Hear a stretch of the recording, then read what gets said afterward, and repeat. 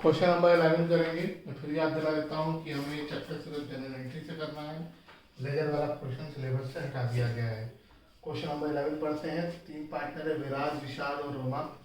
इस बार क्वेश्चन में balance sheet दे रखी है और बैलेंस शीट है 31 मार्च 2019 की। इसका मतलब अकाउंटिंग ईयर इसी तारीख को क्लोज होता है और विराज की डेथ हो गई है 1 अक्टूबर को। तो 31 मार्च से 1 अक्टूबर ये हुए 6 मंथ्स। और ये सारी एंट्रीज भी अक्टूबर 1 2019 को होंगी। और बताया हुआ है कि it was agreed that remaining partner की गुडविल की वैल्यू ऐसे निकाली जाएगी। इंटरेस्ट ऑन कैपिटल, प्रॉफिट कैसे निकलेगा ये बता रखा है और हम एंट्रीज करेंगे। तो पहले जैसे पिछले चैप्टर में भी होता था, पहले हम देखेंगे वो रिवैल्यूएशन की ट्रांजेक्शन तो नहीं है। फिर हम लायबिलिटी साइड में देखेंगे। देखो रिजर्व फंड है, तो रिजर्व फंड जो है पार्टनर्स में बढ़ जाएगा। आपने एंट्री पढ़ी हुई है पिछले चैप्टर में भी, आपको आनी चाहिए। 3 पार्टनर है, विराज, विषाद और रोमा। विराज कैपिटल अकाउंट, विषाद कैपिटल अकाउंट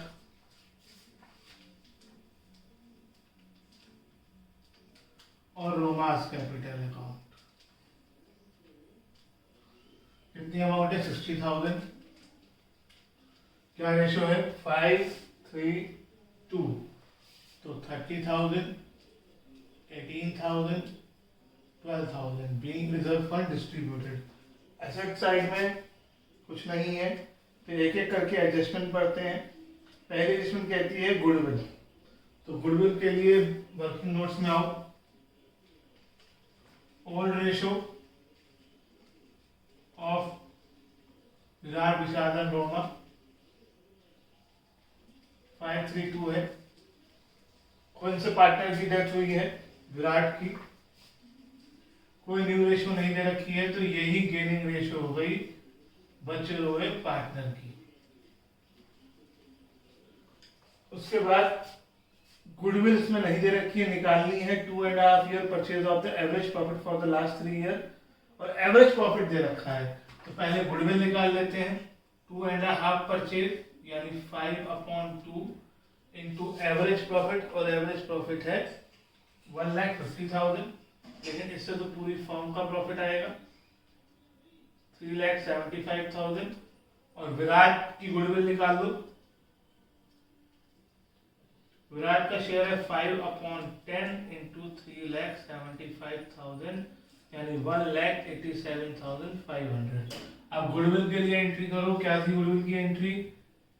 कॉन्टिन्यूइंग या गेनिंग टू डिसीज्ड। गेन कौन कौन कर रहा है? विशाल कर रहा है, विषाद और रोमा। तो विषाद कैपिटल अकाउंट,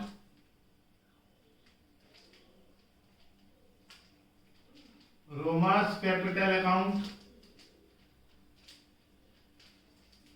टू कौन, किसकी डेथ हो गई? To Viraj capital account. Viraj में आ जाएगा 1,87,500 जो हमने उसका शेयर निकाला। ये अमाउंट गेनिंग रेशो में 3:2 में बढ़ जाएगी 1,12,500 और 75,000 being goodwill adjusted.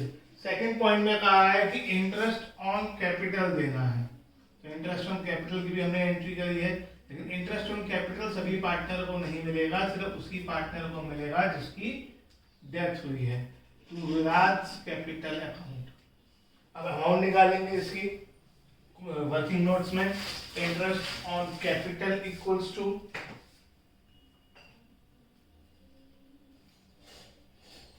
Interest on capital के लिए हमें 3 चीजें चाहिए। एक तो कैपिटल जो बैलेंस शीट से मिलेगी, दूसरा रेट ऑफ इंटरेस्ट जो आपको सेकंड पॉइंट में क्लियरली गिवन है 10%, और तीसरा time.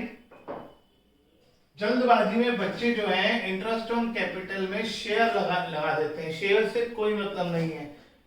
Interest on capital share के हिसाब से नहीं मिलता है, रेट के हिसाब से मिलता है, रेट और कैपिटल के हिसाब से।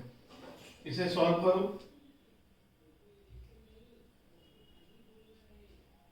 तो ये आ गया 15,000 being interest on capital allowed to partners. उसके बाद नेक्स्ट पॉइंट में कहा है कि प्रॉफिट देना है प्रीवियस ईयर के हिसाब से, जो कि 1,50,000 है। तो प्रॉफिट देने की entry P&L suspense account debit to Viraj capital account. Sharing profit निकालेंगे, कैसे निकालेंगे उसने कहा प्रीवियस ईयर के हिसाब से। इसका मतलब टाइम बेसिस, जब तक सेल्स बेसिस के तो सेल्स देगा वो, तो 1,50,000 इंटू कितना टाइम इसने काम किया 6 मंथ्स, और इसका शेयर कितना है 5/10। सॉल्व करो इसे, 37,500।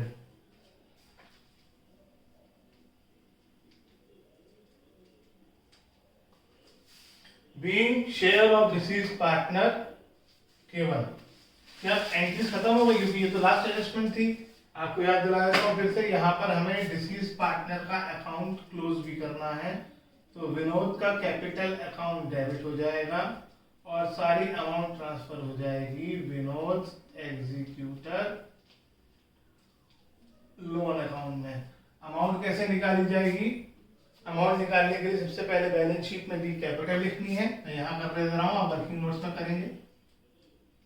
विराट क्रेडिट हो रहा है 30,000 प्लस हो जाएगा, क्रेडिट हो रहा है 1,87,500 प्लस हो जाएगा, क्रेडिट हो रहा है 15,000 प्लस हो जाएगा, फिर क्रेडिट हो रहा है 37,500 प्लस हो जाएगा। तो इन सबको प्लस करो, यह आ जाएगा 5,70,000 और ये अमाउंट हो गई 5,70,000। Being disease partners capital account settled. Being disease partners capital account settled. Narration आप खुद लिखते रहें।